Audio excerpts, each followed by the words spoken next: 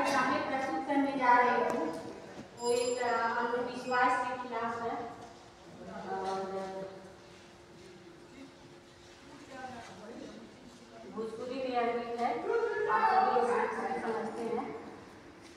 आग लागे बाजर पारे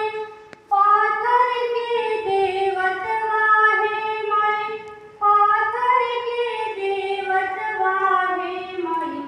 पूजत पूजत गुरु खामरन, पूजत पूजत गुरु खामरन, तैयो न बोले केवत वाहे माई, पूजत पूजत गुरु खामरन,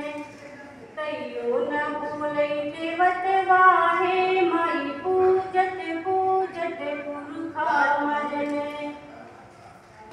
जेहि घर में देवत वारहन ओहि में अगिया लागल हे माई, ओहि में अगिया लागल हे माई, साफ छछुंदर नाली से भागले, साफ छछुंदर नाली से भागले, देवतवा के मुड़िया चारल हे माई,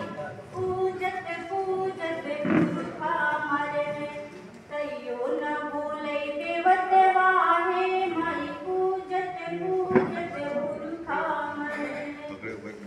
जेहि घर में देवत वारहन ओहि में चोरवा ढूकल हे माई, ओहि में चोरवा ढूकल हे माई, सब समन वाले के भागले,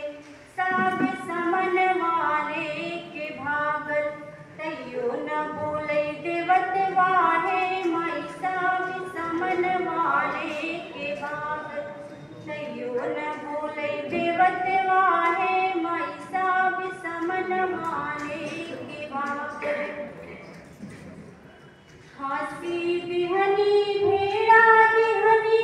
औरे देहनी मुर्गवा हे माई, औरे देहनी मुर्गवा हे माई, सब समनवा खा के भागले, तीन समनवा खा के भागल, कहवा में कैले पैखनवा हे माई, पूजत पूजत गुरु खामरन, तैयो न बोले देवत वाहे माई,